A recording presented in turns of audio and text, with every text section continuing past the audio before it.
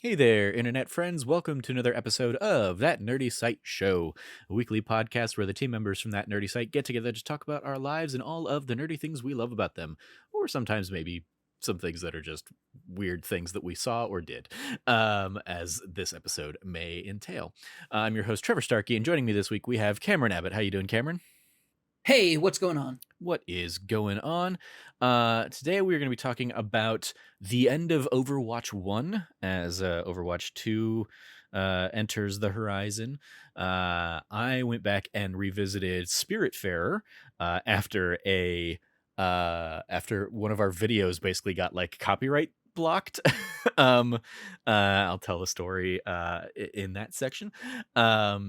Cameron has been checking out Century Age of Ashes, while I've been playing Let's Build a Zoo, and Cameron also went and saw the movie Smile this weekend. It's going to be what we discussed today. But before we dive into that, a little bit of housekeeping.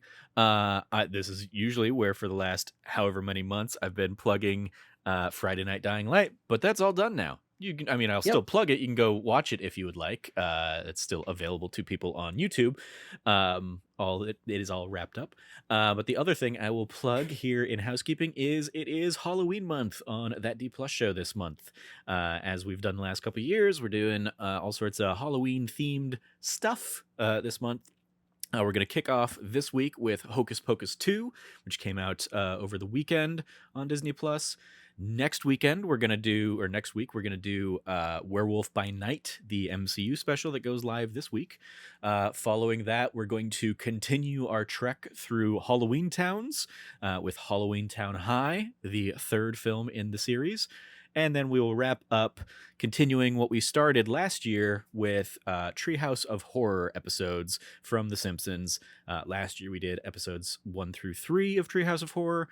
This year we will continue on with 4, 5, and 6 as it kind of hits that like peak, the glory golden years of The Simpsons back in the day. So should be a fun month ahead here in October over on That D Plus show. Go check it out and enjoy. Cameron, I will throw it to you because you wanted to kick things off. We've talked about it a little bit on various things I think we talked about it specifically last week with your Gundam Evolution conversation, in relation to Overwatch 2 on the horizon. But Overwatch 1 is ending as that game gets replaced by Overwatch 2, and you hopped in for some last memories. So what did you want to discuss on Overwatch 1? Yeah, I just kind of wanted to give a bit more of a memoriam or a kind of discuss what Overwatch 1 has meant. I've always been kind of a when the stuff with Blizzard came out, I hammered hard on it. And I will be the first to admit, not everything is still perfect. Not everything's perfect at Blizzard just yet. Mm-hmm. They're still pretty far from it. But despite all the challenges, the team has continued on and continues to work extremely hard to make the Overwatch product the best it possibly can be. Overwatch for me has been I forgot who I think I might have been talking to you about it, but it was the idea that it's weird that a RTS company put out a first person shooter. Mm-hmm. Oh no, I was talking to my brother-in-law about it. It's when you talk about a company pivoting. Blizzard had pivoted into World of Warcraft, and then they started pivoting into so for people who don't know, the original concept of Overwatch was originally a MMO called Titan, and it was developed to be an MMO. And fun fact, the entire Overwatch 1 engine is actually the MMO engine that was built for Titan. They built it out of the engine that was already there. They didn't build a new one. And so part of the problems with balance changes and things like that, and why it's taken so long to implement a lot of changes that people theoretically should be people are oh, you should just need to change some numbers around. And they don't realize just how complicated and overbuilt that code is. Well, I mean, people often think all you need to do is change some numbers around and have no idea how game development actually works. So, I wouldn't necessarily chalk it up to just that, but yes. Yeah, no, but it was very interesting for people when when you look at it, it's like, okay, this game has a storied history and evolution, and it is a epitome of what can be done when something fails. Like where you can go from failure. And I think that it is like the end of Overwatch 1 is happening at a time when Blizzard has had a lot of failure in the way that they've operated as a business, the way that they've protected their employees or the lack thereof in the protection of their employees. And there's been a lot of failure there. And like personally, I would hope that they as a team or as a company would say, okay, well, we can look at like what happened with Overwatch as an example of how you can pivot from failure to success. And I think you can kind of apply that lesson to just about anything. Um, it's never truly a failure unless you can't make something out of it. And so like the Titan MMO absolutely failing and flopping on its face internally in development turned into a really unbelievable opportunity to make a first person shooter that I think has created a definition of what that genre looks like right now. I think it is a great example of setting up where it's like, oh, what's this game? Oh, it's like Overwatch. Like I tell you, it's like Gundam Evolution. It's like Overwatch, but with Gundams. Mm-hmm. There isn't really anything else out there like it, even still. Like, I think the closest thing that things come to it is Valorant, but Valorant really is more of a, what if you introduced Overwatch abilities to CSGO? Because it's just like, an intense game. Takes a lot of precision. It's a Valorant's very cool, but like it doesn't have that same the moment to moment gameplay of Valorant is about the guns. And what really sets Overwatch apart is the fact that each individual hero has this ideal, like, or not an ideal, but rather here we go. I apologize. There is an ideal, but it's the ideal setup and situation where they can succeed. Mm-hmm. And they rely on the different roles to make those successes possible. So for example, a Genji, Genji's a bit of a poster child character for it, the cyborg ninja. His ultimate is he brings out his sword and he does a bunch of damage when he slices people. And that's cool. But here's the thing.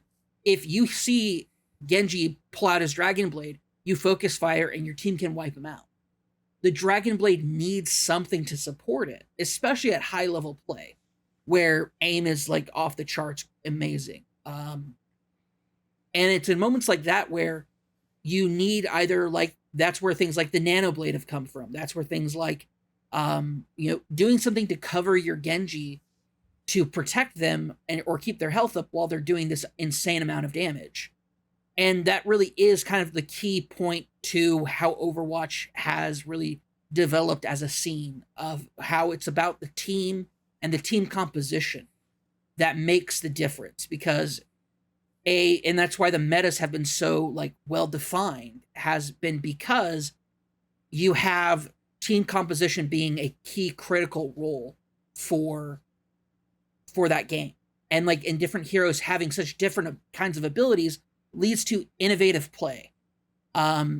It's always been such a fascinating game, and the development team has just been an absolutely stellar team. Even with all the stuff that was coming out, it was like you found out things about like how Jeff Kaplan did everything he could to like within his power to protect as many people as he could from harassment and badgering and the problems that were at Blizzard. And like this, the team culture has always been something that I've in a lot of ways looked up to as far as like what I would like to see out of a game development team, a team that really has a lot of ideas, but rather than just trying to throw all of their ideas in at once, they do take the time to kind of like roll it through the processes and see what fits and what doesn't before they actually implement anything. Anyway, focusing back on the game, I think Overwatch has just such a rich lore and history within its own universe that makes it a very fascinating kind of playground to play in, whether it's with just the game itself or the fiction around it. I've always found it very fascinating, the way that each character has a unique backstory, and in a lot of ways, like all the characters carry their own little minor tragedies, or major tragedies, as it were. Even characters like as it's like, oh, the Bastion robot. He's a kind of a dorky robot that also can turn into a machine, like a machine gun turret. When you watch the Bastion short and you realize like what Bastion's character actually is, and like the trauma and tragedy that it uh as a reformed like sentient killing machine, in that it wants to live with nature. And then in the comics, Torbjorn, who is a like could justifiably say was racist towards Omnics, ended up meeting Bastion and changing his outlook on Omnics and robotics as a whole. Like there's stuff going on in the lore that makes it really, really awesome and fascinating to see these characters grow in their own way. And also seeing kind of like the layers being peeled back from kind of like the deep actual history of Overwatch, in regards to Soldier 76, Ana, and Reaper, and the events where they've had it, where it's the kind of like the history, like, oh, this is like an example. We're taking the map and we're putting it in an example of what a like crisis was. For example, like the Blackwatch release, which was awesome, was about how Blackwatch, which is the kind of Black Ops Overwatch team, in order to get revenge on the death or the injury and death of their comrades in a terrorist explosion, they hunted down the man responsible, and they were supposed to arrest him. But in a kind of like event, like moral event horizon, Reaper makes the decision to kill the guy instead. And it's a whole thing. Like, that wasn't part of the plan. Cassidy, formerly McCree, but we no longer use McCree because of the implications of who he was named after. Cassidy throws like a massive just like fit against Reaper during that mission. Like, what did you do? Like, why would you do that? Now we have to fight our way out of here. Like, it was supposed to be covert. Now you've murdered our target. It's a whole thing. And it just is like, there's all that backstory. And then there's also somebody like May, who is a climate scientist who, when Overwatch went debunk, like, her base stopped getting support in Antarctica. Mm-hmm.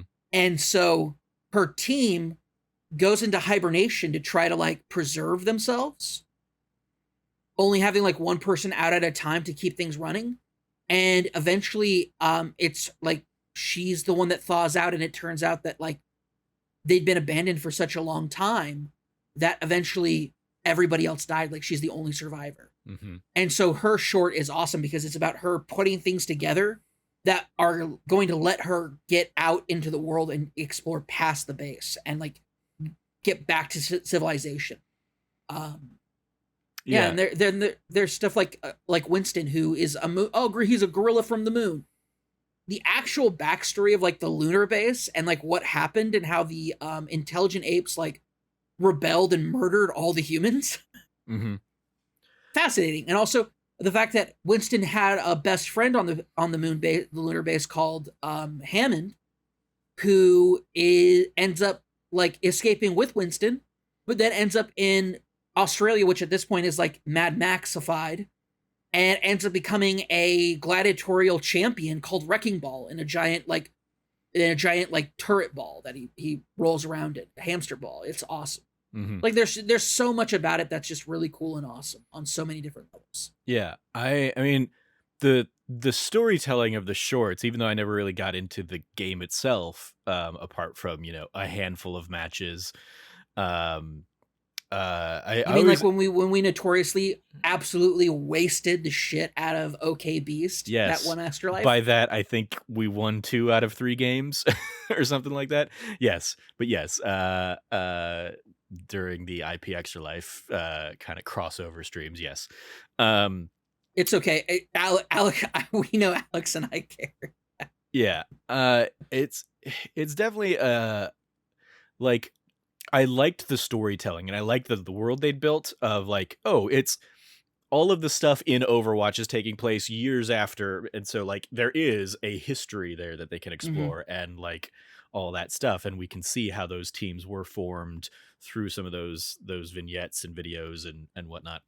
And for me, a lot of it, like, the appeal of and so when you mentioned last week that, like, oh, the single player has been kinda, like, kicked down the line, like, the appeal of a single player is getting to experience that storytelling within the game, which you don't get through, like, just matches. You get, like, lines, and if you really wanna dig into, like, the background of, like, Easter eggs and scenes and stuff like that, sure, they pepper in all that kinda stuff with environmental storytelling, but I can't really enjoy environmental storytelling if I'm trying to win, like, a 6v6 fight.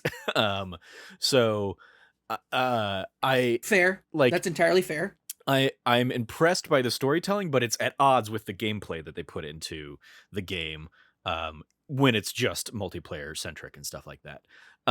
So it's yeah, I mean, I definitely fell off, when I think maybe the last one I probably watched was maybe Doomfist or something like that.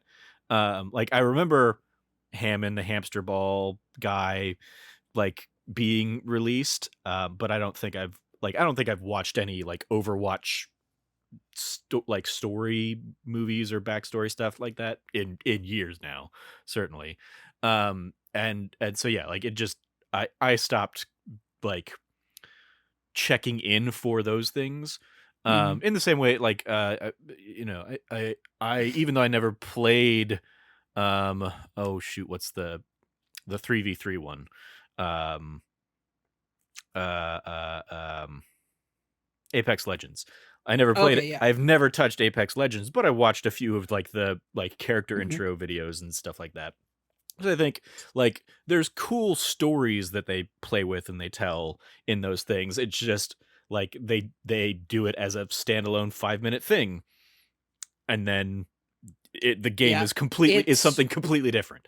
It You're I not mean, r you yeah, you're really not wrong though, Trevor, and, like, I think a big thing that, like, a lot of people have said for a long time was Blizzard should do a show about it, like an sure, animated yeah, short show, like because there's a Pixar-like effect mhm, around Overwatch's art style that would be ideal for it, yep, and it's like, if you want proof in that pudding, look at Arcane. yeah, Look at Cyberpunk Edge Runners, even though it's more of an anime rather than like a CGI show, like that should tell you everything you actually need to know about how successful that show could have been. mhm, And it's really frustrating and upsetting to see, like to never see that get realized. yeah, it's given how much Activision loves money, it's actually quite mind-boggling that they never bothered partnering with somebody to create, like, feature length or, yeah, a series of, like, why they didn't cash in on that IP for other storytelling outside of just the game, but Oh, I think the answer is the Warcraft movie. I think is that's the answer. Because that did so poorly. I mean, So sure. I would argue that, like, Warcraft languished in terrible, like, designer hands, but there have been, I think, enough examples in recent years that show that it could be done. And I think especially given they were doing it in, they were in a much shorter form, they were doing a pretty good job of telling those kinds of stories. Um, that yeah, it's still odd to me that they didn't at least, like, I mean, yeah, not something at the level of the Warcraft movie, but, you put together a smaller budget for a series, a limited run series, and see how that goes, um, and make some money off that. But, yeah, it's definitely the broader thing that I'm most interested in right now with Overwatch is the whole, like, Overwatch 1 shutting down and basically, like, Overwatch 2 kind of taking its place. And the interesting element of that for me is, as somebody who really, really loved the movie Free Guy, and that's basically, like, the plot of the villain is, I'm mhm. gonna make the second game. it's not actually going to be backwards compatible. We're going to tell everybody it's backwards compatible, and then it's just going to like actually replace the original game. And so if you wanted to play the original game and really liked how the original game feels and plays, too bad. We're only going to let you play the sequel. Is it's like the fact that they're leaning into a villain plot, just Yeah. so hard and unaware that it's a villain plot. Like, I think those are as an outsider, those are certainly like more of the think pieces that I see about Overwatch 2 is like, what if like the idea that people are like, they're probably doing this because they don't want you to have the choice of going back to Overwatch 1. They want you to Yeah. come to Overwatch 2 and put money into Overwatch 2. And yeah, it's a fascinating thing on that front. I don't know if you have anything any particular thoughts on that, but that as an Oh, for outsider, that's sure. just like I most fascinating element of it to me. I agree. I think I think here's the thing. I think it is if they were not porting over all the cosmetics and unlocks that you have from prior games, and this is really the problem for a lot of people who don't know this. I mentioned at the top of the topic where I said, "Hey, this is actually had been built off of a MMO engine." And there's a lot of problems and structural issues that come with implementing changes in that kind of engine. Overwatch 2's engine was designed from the ground up to be a first person shooter game, like or Mhm. first person just kind of game.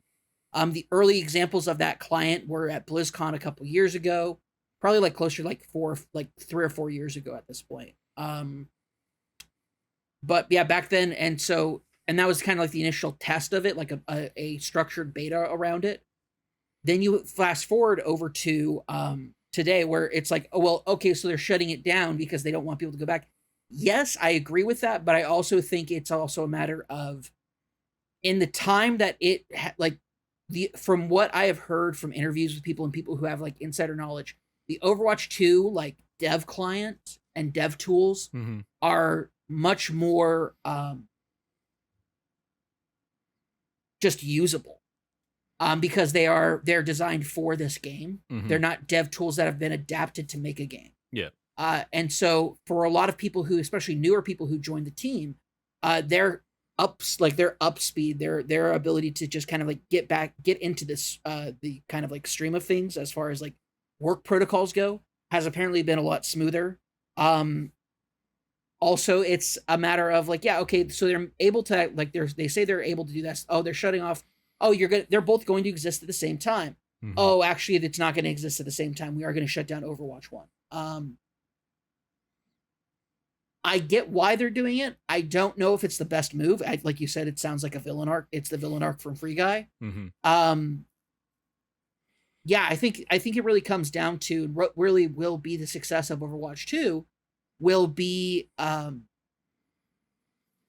I think their ability to keep content coming out and like rolling out because that was always the issue for Overwatch is not enough new content was coming out fast enough. Like you Mhm. can't do content updates once every 6 to 9 months. Yeah, I mean, I definitely think I think like Fortnite changed the game in terms of that Oh yeah. relationship. Uh, and and so yeah, like I think the fact that Overwatch 2 is going to be free to play Hmm. reduces a significant barrier to entry for people that maybe lapse. They can come back in, and there's no harm, no foul in coming. They're not having to spend money on the game to hop back into it. And yeah, the fact that they can carry over all their whatever they had progress wise or character wise, um, certainly I'm sure will be a benefit to people. But yeah, the fact that Fortnite for years now has basically been like, hey, we're putting new stuff in the store every day. We're putting we're giving you new battle passes, new seasons every 12 weeks or something like that, every 12 weeks. But even within those seasons, we're giving you, mini events throughout that are going to introduce another character halfway through the season that you can get as part of, whatever. Um, I definitely think that like they kind of have set the framework for that model now. And when I think we see repeatedly when like when new games come and can't operate at that pace, or if they're not going to operate at that pace, at least have like a roadmap of here's the pace we are going to operate at. If they don't do that, they're a Marvel's Avengers, or they're Halo, Halo Infinite. And they just kind of like the player base hops in and then falls off relatively quickly because there's not a reason to keep coming back for more and more. Um, and or people can only have so many of those kinds of games that they hop into, and do the dailies or something like that. Mhm. Obviously, like we saw the same thing with Destiny 2 for, a very long time. And, to its credit, people seem to, constantly be like recycling back into that game, despite the fact that I won't. I don't know if you're still in the like, yeah, probably never going back, but I um, went back, Trevor. I went back. you went back. Yeah. I was already updated on my Steam client, and I hopped in and I went back and I played a little bit, and I'm like, oh, this is kind of cool stuff. And then it's like, oh yeah, now you got to drop like $30 to play the rest of this new content. It's like, Mm-hmm. I'd rather not. Yeah, there you go. Like I'm like, no, thank you. Yeah, I'm good. I'm rather good, thank you. yeah. But yeah, I think I'll be curious. I mean, just again as an outsider to see how Overwatch 2 is prepared for that kind of like it's the kind of thing at this point that you almost it seems like if you were a developer, you would want to basically have 6 months worth of content ready to go at launch, but you are going to just kind of piecemeal it out over time so that in those next 6 months, you've got stuff that you're, putting out there while you're making adjustments to the game and continuing to build stuff for after the fact. Versus like if you launch without that 6 months of like, wiggle room, I guess, you're gonna end up you're going to run the risk of people being very antsy because they've done everything they can do in the game, or they've got all the stuff they want to get or something like that. Another example I can jump on right now is Disney Dreamlight Valley. As somebody who has put an absurd amount of time into it, admittedly, I've also done everything there is to do in that game, apart from like collect all of the furniture and all of the costumes or whatever. And even those, I can only get so many a day from the store or whatever. So, um, but like I've finished all the quest lines. I've maxed out all the relationships with all the people currently in the game. I've cooked all the recipes, all that stuff. Like there's not new stuff I'm really doing. I'm just kind of like continuing to chip away at like the big ridiculous milestones that game has for its like trophy count of like, hey, you need to have 1,000 daily discussions with people. It's like, well, I've got 17 people in my village, so I can have 17 discussions a day. So I might as well just try and do all of those if I want to ever get that trophy. And yeah, so it's like I for the last 2 weeks, I've basically not had anything new to do in that game, and I'm just kind of like twiddling my thumbs a little bit until Scar comes along. And that's like, admittedly, that was also my Destiny 2 journey back in the day. I stuck with that Yeah. game after everybody bounced off to just kind of keep it going until the Osiris stuff came in, and then whatever else came in after that. And like those were so few and far between, and then they ultimately like weren't particularly worth the wait for me, at least. So yeah, it's definitely I mean, live service game, I do not envy the people that work on that, especially because they also don't get the benefit of like, we've shipped the game, now we can take our break and take vacation and stuff. It's no, they ship the game and then they're going to just keep working on the game. So I hope the team over there is taking care of themselves. I hope they're doing well, and I hope that there has been positive moves over at Blizzard in the last few years after all of the horror stories and stuff have come out. It's certainly not a thing that like whenever single player does come to it, I might check it out if it's Yeah. assuming that's all still free to play as well. But I might also just be like, oh, I'll hear what people think about it and kind of go from there. I'm not enough of a first person shooter that like that's not going to be the hook of Overwatch for me. But I, you know, like the other parallel I can think of is Titanfall. Didn't touch Titanfall 1 because I wasn't interested in a multiplayer only experience, but Titanfall 2 came out. I played the single player. I really enjoyed the story as well as like the mechanics and combat of that game. And it was one of my favorite shooters of that year. So, maybe Overwatch 2 will end up pulling a similar rabbit out of its hat for me. Who knows? Any final thoughts here on the end of Overwatch 1 as we know it? Yeah, as somebody who just like played a couple of games not too long ago, just like maybe 20 or sorry, rather about an hour ago. Um, it's still fun. It's still fun. It's still a game that's worth playing, I think. Although it'll be sad because you can't do that anymore. So, um, bon voyage. Bon voyage, Overwatch 1. We hardly knew ye. Um, all right. So switching over into another game of recent years past. I mentioned at the top I recently revisited Spiritfarer, and it was largely sparked because we got a random email out of the blue, basically being like, "Hey, your that 2020 Game of the Year video is being blocked. Netflix has put a copyright claim on your video. It's blocking it, and it's this little 2-minute chunk of your 4-hour video where I was playing the Spiritfarer trailer underneath as I was discussing the game and gushing about it from 2020. Um, Apparently, basically, Netflix is like now. I don't know if they're like a full blown publisher, but it's basically like you can play Spiritfarer on Netflix now or through Netflix or whatever. Um, and so they went in and just kind of like did a big blanket, like, we're going to claim this. And I'm like, this is not your claim to make. But, it was a video that had 14 views from 2 years ago. I didn't really care. I just kind of like laughed and was like, that's really stupid. YouTube is such a broken thing.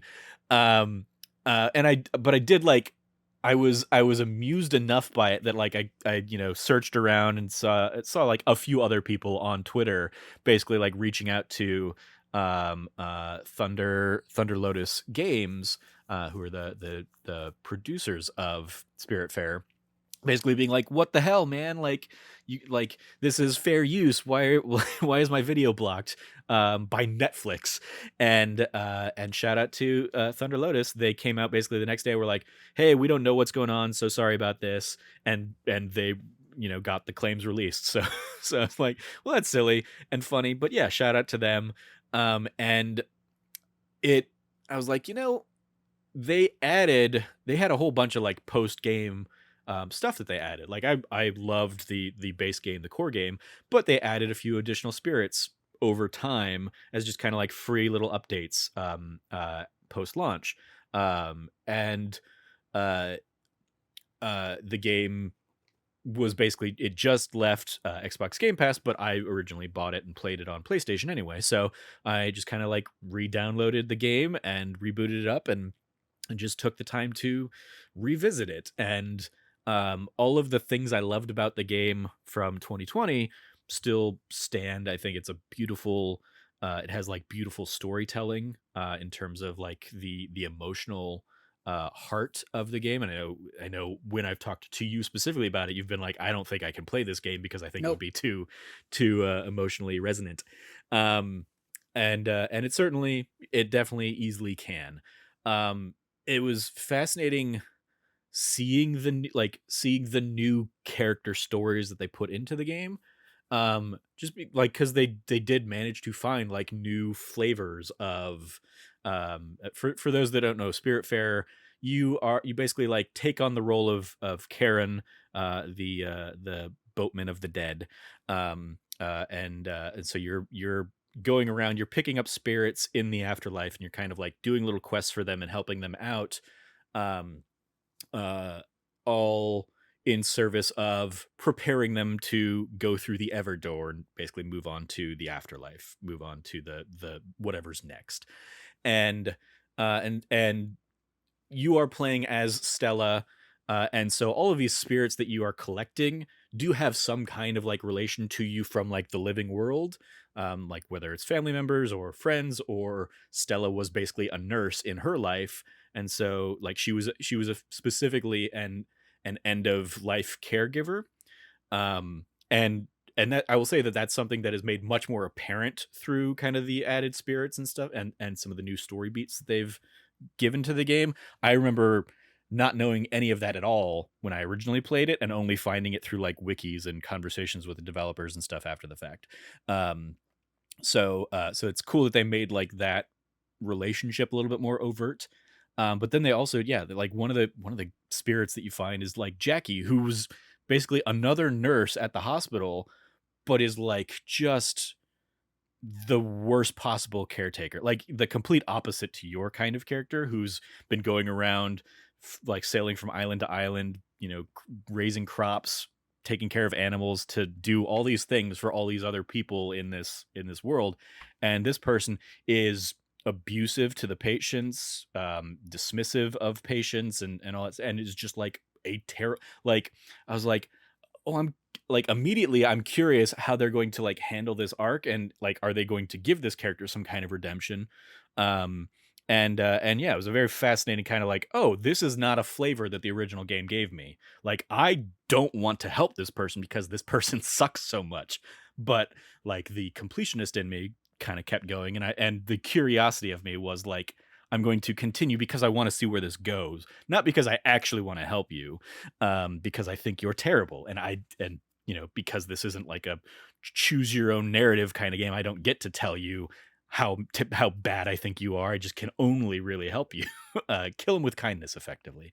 Um, and so yeah, it was a very like there was definitely a comfort in revisiting the game, and a catharsis in some of the elements, as I touched on.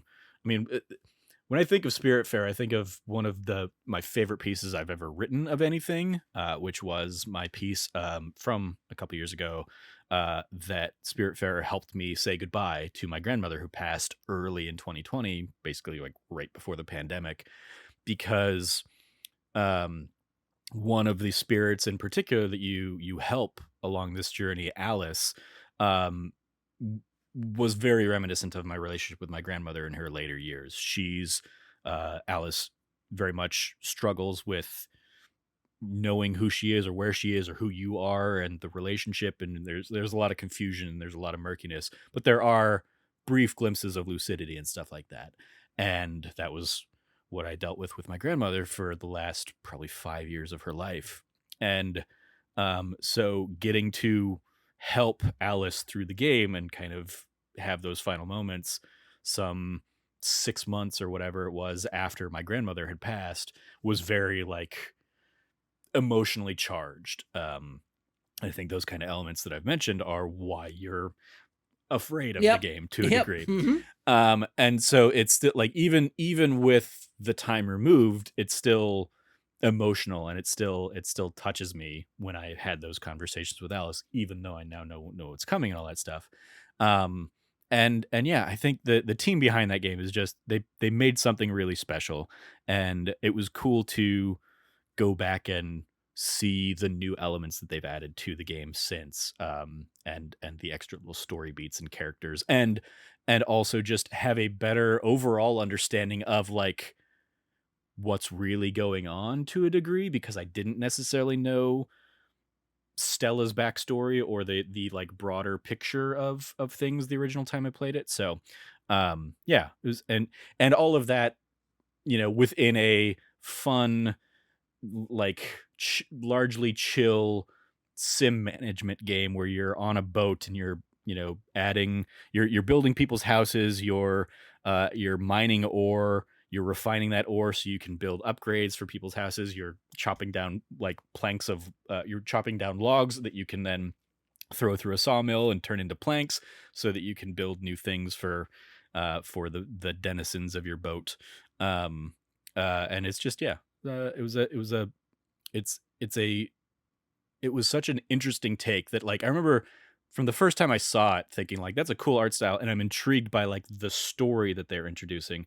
and then playing it at PAX West, some months later or something, and then being like, "So it's like a Stardew Valley." I was like, "Oh, that is not at all what I was expecting this game to be like." And but sure enough, you've got like little fields and stuff on your boat, and you're raising crops and stuff like that, and so like the blending of this very interesting and evocative narrative that they have with just some good farm sim gameplay. Um, it's one of those. It was certainly ahead of the curve given how many farm sim games we have. In the most recent Nintendo Direct, for example, throw where people are throwing farm sims into everything. Um, yeah, shout out to Spiritfarer, and apparently go play it on Netflix because they're they're very eager to let everybody know that it's kind of in their camp now, I guess.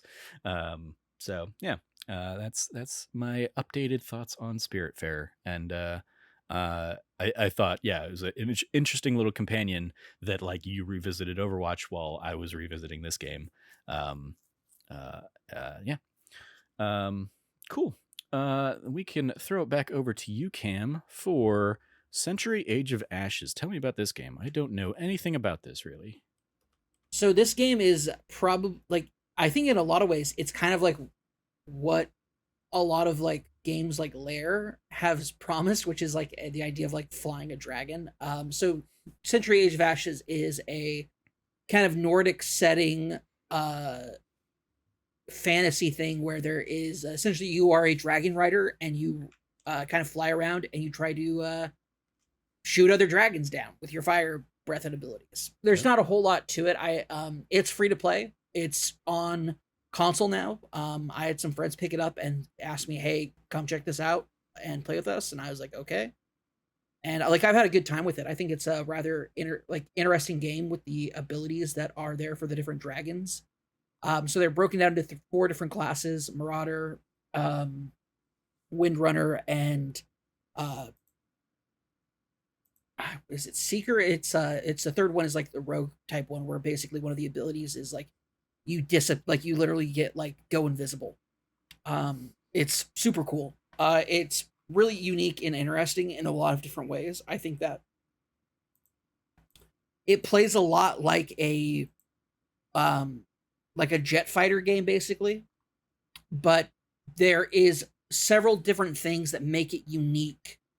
Um, so it separates it from being like, oh, well, basically the dragons are just jets or like spaceships or whatever, sort of whatever flying combat mechanism. One of those is in which uh, the kind of like pivot and turn mechanism that's in the game that's really like really good. Um, Controls are extremely tight. It plays super well. It's not overly complicated. It's free to play. I really don't have much more to say other than that. Like cool dragon designs. There's different mechanics in the game where basically, like outside of the matches that are there, so it's all PvP, which is fine. Like it's a free to play game. It's fine that it's just PvP. But there is basically you can pick up eggs and get eggs that you then hatch, and as you unlock different stages of the eggs and the like whelp dragons to the point where they become adult dragons by accomplishing different things with different classes that the dragons are associated with.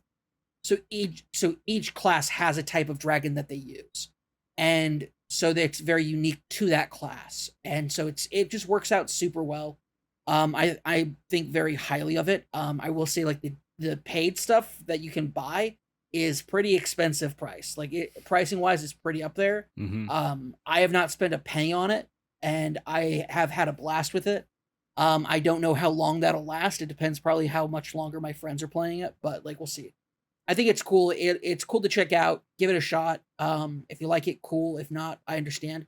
There's not a whole lot going for it as like far as like the game itself goes. There's like some lore that they've attached to it that like I can see some people getting invested in. I don't care. The dragons go brah and pew pew fire, and that's what I care about. So Hmm. I'm just watching I'm on their like website, and it's just like a loop of the same 5 seconds playing over and over again or whatever. And I'm like, yeah, that looks like a breath of fire, or a few instances where like they're actually shooting like a fireball at somebody. Yeah. And yep. I mean, One of my favorite things to do is to come out. So the Seeker, has the ability to, when they are cloaked and invisible, the Mhm. first shot they do after they come uncloaked does like more like extra like shield damage to it. I see that. So Mystic Shroud cloaks your character for a short duration. Attacking will cancel the yes, effect while releasing a more powerful fireball. yep. So coming in and sneaking up behind people, throwing the more powerful fireball, and then your right click, because I've been playing on PC. My right click has been is like a stream of fire that if you're close enough to somebody, you basically just like melt their health and shields away. There's a lot of cool things that they do, like the evasion, like your training that you have to do when you start the game. They really put you through the ringer to like introduce evasion maneuvers for you. Mhm. And one of the cool things about it is because they're dragons and they're alive, so to speak, within their world. They can do things like you can stop midair. You can do things that you can't traditionally do in other flying sim games or fighter game or Mhm. flight A games. a jet can't stop midair, for Yeah. example, yeah. And a jet can't stop and then just like turn itself around and go the other direction. Mhm. So you don't have to do these like strong flying mechanics. You can kind of pivot that. Now you lose all your momentum and speed, but sometimes that's what you want to do. Like I've got it to the point where I have like had people on my tail. I go around a bend, and rather than going around the bend entirely, I stop and pivot and turn. And as people are flying after me, just torching them Mhm. with my fire breath, just like absolutely letting loose. And all of a sudden, these guys lose like their shield, like a good chunk of their shield and health. And then I'm the one chasing after them at that point. Yeah. Like there's really awesome, cool moments in that game. Along with like its boost mechanics, shield mechanics that it has going on, the alternative abilities between that different dragons have. For example, like a Windrunner, one of the special abilities the Windrunner dragons can have is it can release a poison cloud. And so if you try to fly through it, not only is your vision obscured, but you're also taking damage as you're going through it. Super cool. Nice. Um, there's just a lot of really cool, awesome ability. Like the Marauder can shoot a ice bolt, so it makes it harder for you to make turns and maneuvers. Doesn't slow you down, but it does like make it harder for you to like steer, and it's awesome. Like there's a lot of really cool stuff going on in that game. Um, and yeah, I just think that like there's some of the lore that I think is actually pretty interesting. The idea that there's like the Seekers are part of like this or like the original orders of dragon riding, and but then there's like been multiple schisms and like a lot of the armor and cool stuff that's cosmetic wise is just super cool, like really well designed. They've really put a lot of effort into it, and I think it's well worth just checking out. So Fascinating. Yeah, I never played Lair. All I know of Lair is whatever Greg Miller's Greg review, Miller has talked about Lair, yeah, and like I've never even read his review. I just know that like he's infamous for his review of Lair.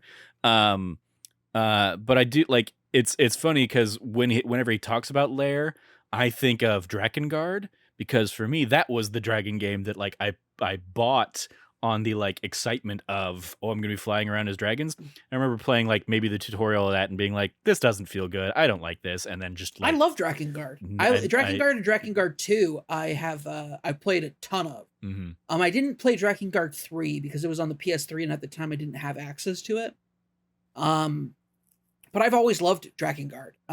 It's from the same creator as Nier Automata. Yeah, that's finding out after playing Near Automata that like it's like in the Drakengard universe. No, that's the best part. So the Drakengard universe is its own like fantasy realm and world. Uh-huh. But one of the endings in Drakengard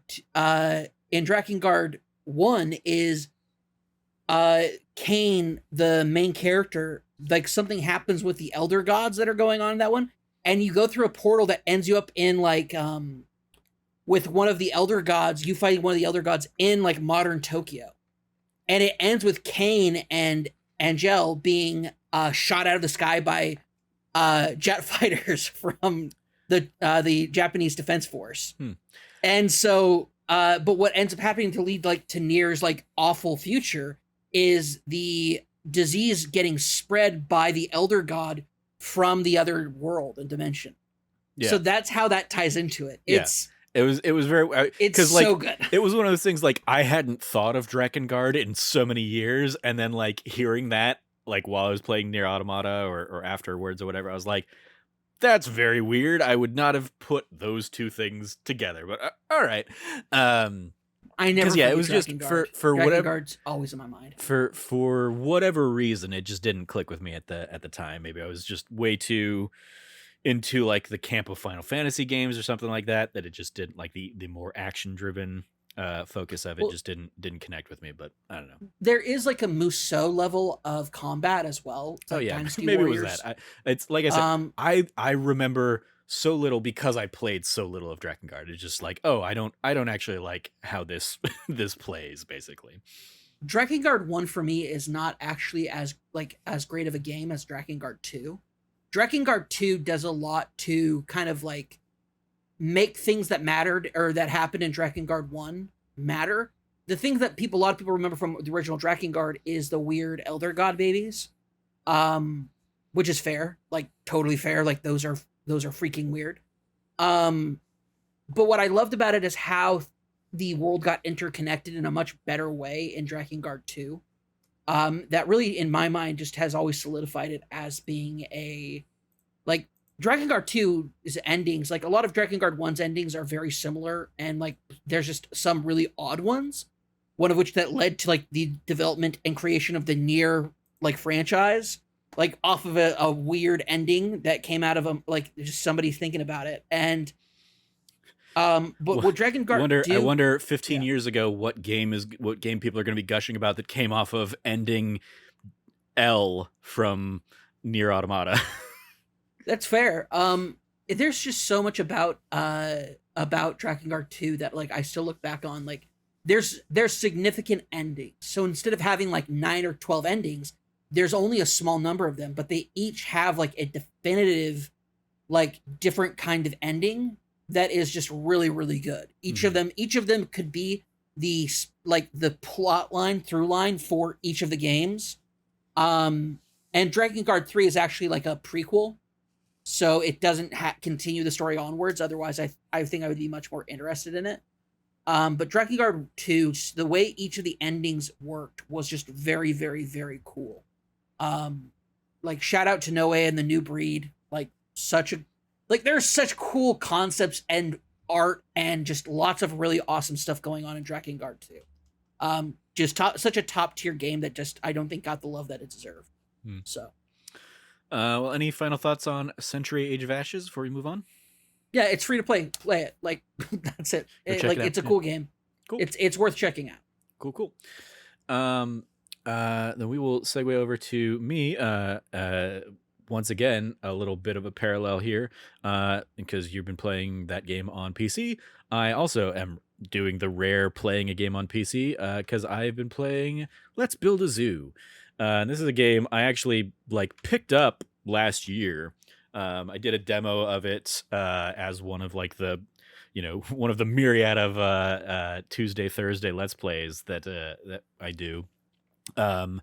And I'm a sucker for those old school sim games, a la your Roller Coaster Tycoon, all that kind of stuff. And that's what this is. Has a cool little sprite based 2D art style.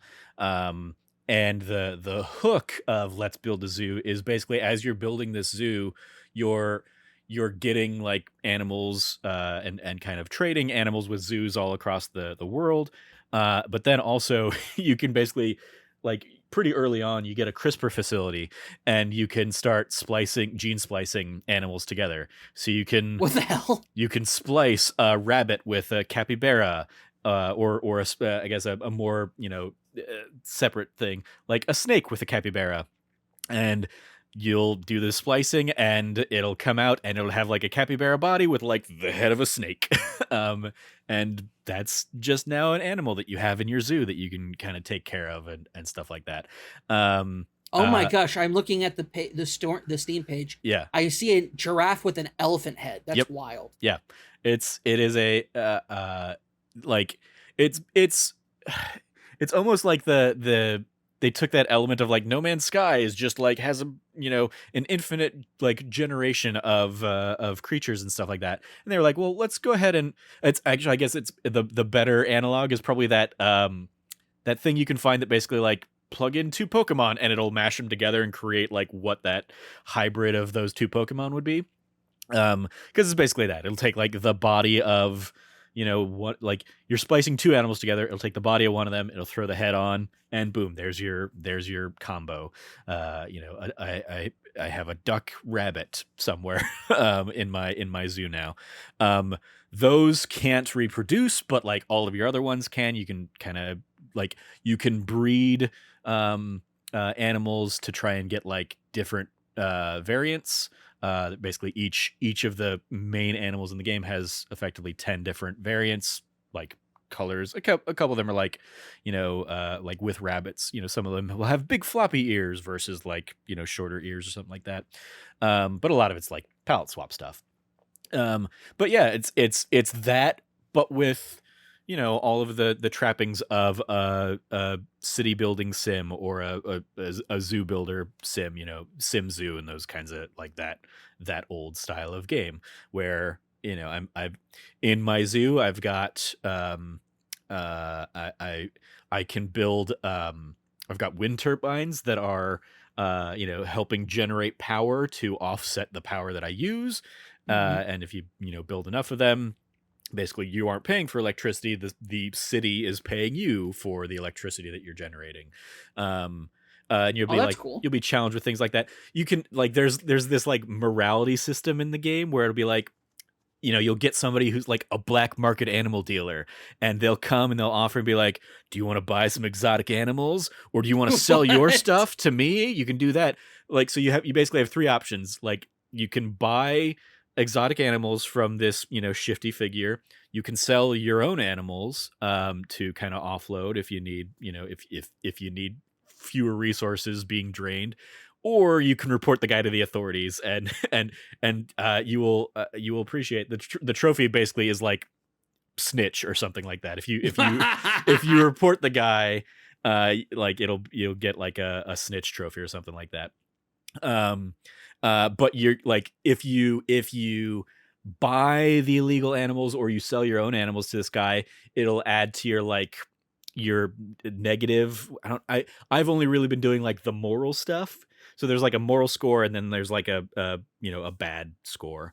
And depending on like which side you lean does also influence like the things you have access to. Like you can um for the windmills, for example, the wind turbines, you have to have like a morality level of X before you can research that ability.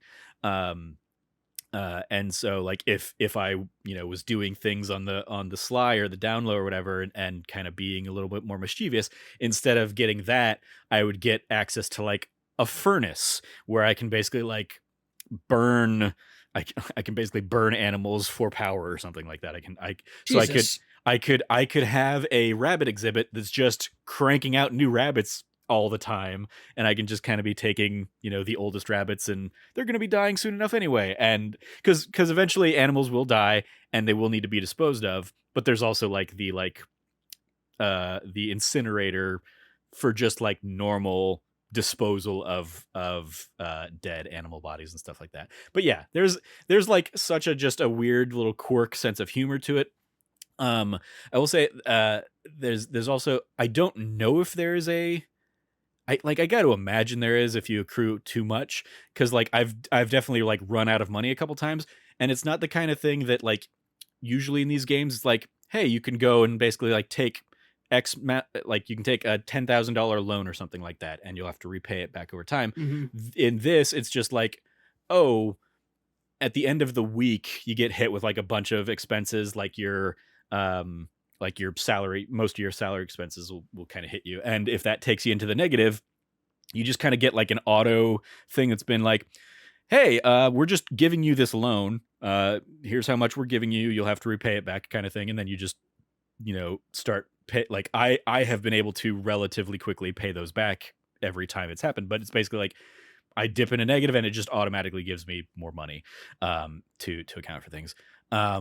another element that I don't remember this being in any others that I've played, but it might be out there. But, like, you're also buying the, like, buses on the routes, or, like, basically, like, you unlock new routes to open up your zoo to other audiences or whatever, and basically, like, your park rating might be popular enough that, like, 700 people wanna come to your park, but the bus routes could only get 300 people there, and of those 300 people, 70 of them were like, this is too high. I don't want to pay this much to come to the park." And so, like, your like peak, revenue that day would have been like 700, but if you didn't have enough buses to get people to and from your zoo, you're limited by whatever the buses can do. So you, like, as you're researching new things, one of the things you can research is basically like bigger buses, and then you go buy a bigger bus, or you buy buses in a different route. Like, the most recent one I unlocked was like the suburbs, and like as soon as I unlocked the suburbs, 1,000 more people wanted to come to come to my thing. I'm Oh, like, all right, well, cool. I need to buy a lot more buses in the suburbs, I guess. There you um go. so yeah, it's also fun, at least in what I'm playing so far. Um is the like, in a lot of these kinds of sim games, it'd be like, okay, we're gonna throw you into a tutorial kind of, zoo or something like that, and you're gonna do a few things, and once you complete those objectives, we're gonna put you into a different zoo. Or and this is more like, it's just a sandbox that just, like, keeps giving you new goals and keeps like letting you unlock new things and research new abilities and kind of manage all that stuff. So it's, yeah, I'm having a lot of fun with it. I started to I mentioned at the top, this is a game I bought a while ago and have kind of been sitting waiting for it to be like Steam Deck compatible. And it like never was. And still, according to Valve, is not. And I get why they say it's not, but our friend Joey Noel from Kind of Funny put Mhm. out the call, basically asking for Steam Deck recommendations, and our other friend Roger basically responded to her and was like, check out Let's Build a Zoo. It's totally a Joey kind of game. It says it's not Steam Deck compatible, but it totally is. Like, you can play it there. The game has come to console recently, so it's definitely got controller support and it's built in for controller support. I imagine the reason it's not Steam Deck compatible is very tiny font, especially on a Steam Deck level screen. So there are definitely some things where I'm like, I'm squinting a little bit to try and read, or like, it's like each animal basically has an optimal habitat, which is just another, like, you're building out the, like, oh, this is going to be a grassland exhibit, so I can put grassland animals in there, and then you research a desert exhibit, or you research a tropical exhibit, or whatever. The the little icon for, like, when you're out there trying to get new animals, that says, like, this is the habitat that this creature likes, it's a little tiny, and so some of them are similar enough that I'm like, I don't know if that's the savanna or if that's the desert that this Mhm. animal likes. So which exhibit, which kind of place do I need to try and, like, prepare? Which would be much easier to distinguish just on a bigger screen. So yeah, I get why it's, like, not Steam Deck compatible, but it it's been playing fine, and I've had no issues on my Steam Deck, and yeah, basically was up until like 3 in the morning last night just playing it and just continuing to do new things in there, and having a good fun time with it. So I right before we start recording, I was like, you know what? I am gonna pick up the Dinosaur Island DLC that's basically like, take everything I've just described, but now throw in Jurassic Park rules as well, and so I can basically start splicing in dinosaurs to my giraffe or elephant or whatever. So I picked up that DLC on because it's on sale right now on Steam. So gonna continue enjoying some Let's Build a Zoo, and just keep scratching this sim life itch that I've been on since Disney Dreamlight Valley, it seems.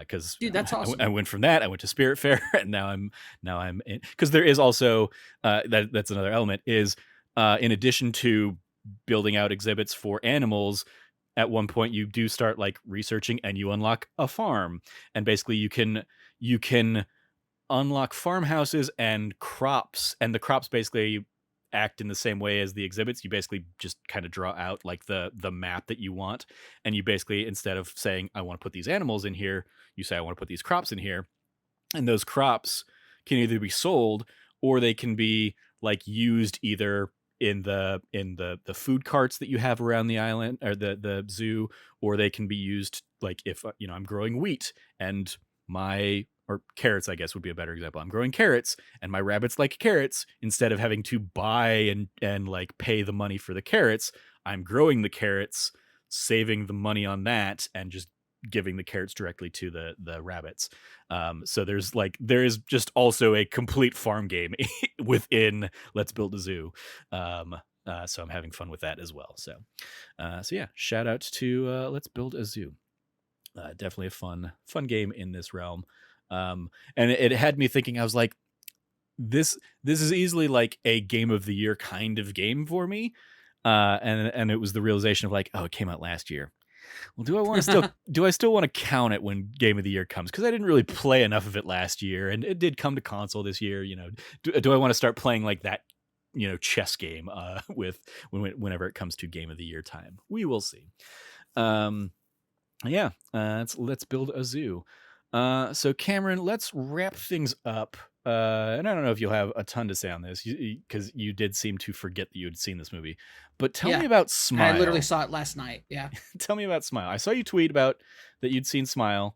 And I said before we started recording, all I know about Smile is that it is a horror movie and that it has been getting like buzz because of its weird marketing strategy of taking actors and basically like putting them in box seats at sporting events or something like that. So they're I guess they're not box seats, but like behind home plate at a baseball game, and the person is just staring at the camera the entire game with like the creepy smile on their face.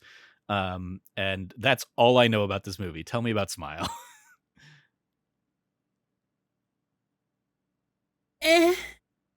Okay. Like Smile, man.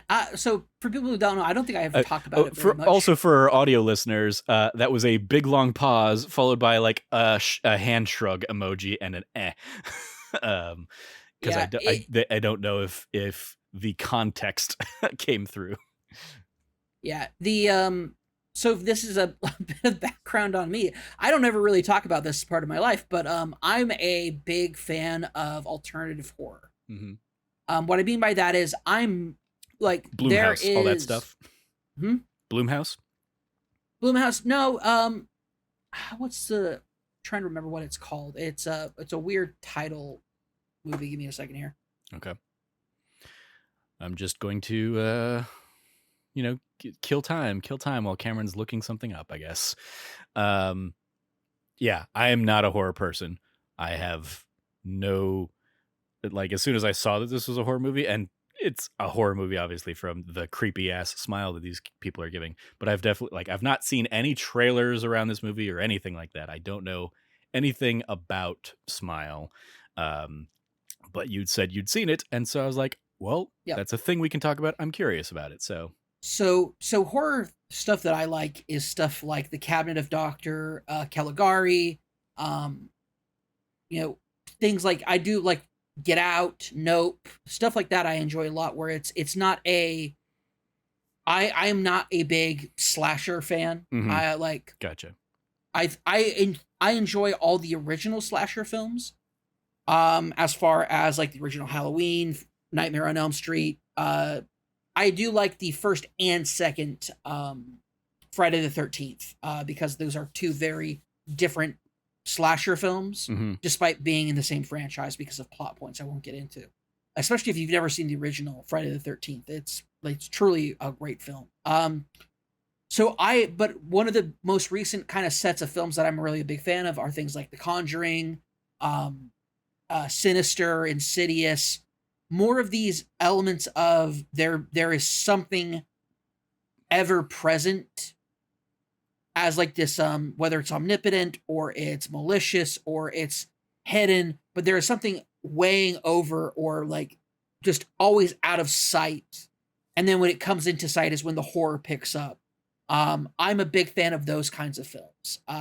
my quote unquote little brother, he and I have been big fans of those films for the last, probably last decade. Is when I really got into them. I have really terrible anxiety, so you'd think I wouldn't be a fan of these films. But there's these kinds of movies are so much better written than like a lot of other horror films out there. Mhm. And I really do find the appeal of the kind of tropes and concepts. So like one of the things I love, one of the original like films that I love is The Evil Dead. Evil Dead 1, 2, 2 technically is like a good chunk of part 1 as well. Yeah. Evil Dead 1 is a student film that just got major traction and a cult following. And so Evil Dead 2 is like, hey, the last half of Evil Dead, but with like a bigger and better budget, and then also like finishing off that kind of story. Mhm. And then Evil Dead 3, Army of Darkness is a totally wildly different kind of movie. Yeah. They're all awesome. Let's send Ash to the Middle Ages. Yeah. When we watched Multiverse of Madness, if you listen to that spoiler cast, I talk extensively about all the different horror tropes that that Sam Raimi pulled from his horror films into that movie to make it a unique film within the Marvel universe. Yeah. It's so I'm a big fan of those kinds of films. Yeah, I like, and so Smile Smile seemed like right up my alley. I didn't know much about anything of it. I actually, my old job, two of my coworkers who I kind of got close to, when I left, they were just like, "Hey, we should like keep hanging out," and I'm like, "Okay, like, all right." And so getting to know them, shout out to Liam and Andrew. They're two really awesome dudes who I had a really great time watching that movie with. The reason I was like, is because this movie doesn't like it tries to, in a way, subvert some of the tropes, but in doing so, they just do the trope incorrectly and badly. Okay. And some choices are like, these are distinct choices that they thought were going to be like very scary, but end up being just weird. And not weird in a good way, weird in a like, oh, okay, kind of way. Like just like a grimace sort of like almost cringe level of like, oh, isn't this scary? And it's like, no, it's just kind of like just and it's not, this is not even like a bloody scene. Their use of like several things I think is really good, but like there's also several plot like moments in the movie that are like drawn out for the cinematography.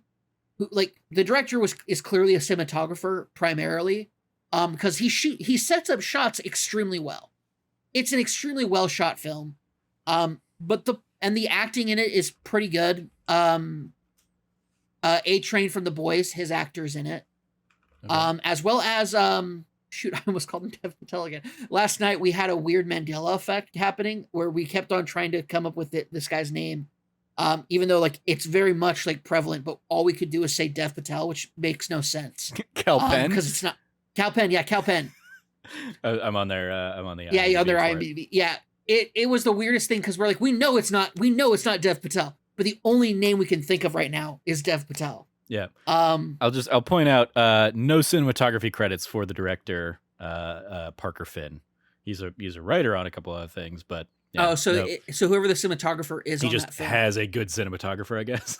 I guess, yeah. The cinematography in the film is fantastic. Like the way, and this is part of the problem, is that great cinematography is needed for like this kind of a horror film because you need to, and like they do so many things right. They use so many good tools from like the toolbox that has been left by people like John Carpenter, James Wan, like tons of really brilliant people who have left these, because this is also another thing is that horror films like this are part of like anthologies of multiple directors who leave behind these tools and techniques that are then passed on through other films and then innovated upon.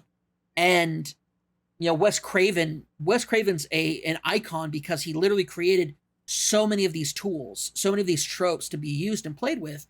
And when it's done well, is it campy? Is it schlocky? Maybe, maybe not. But at the end of the day, it's entertaining. And it's adrenaline inducing. And it's fun.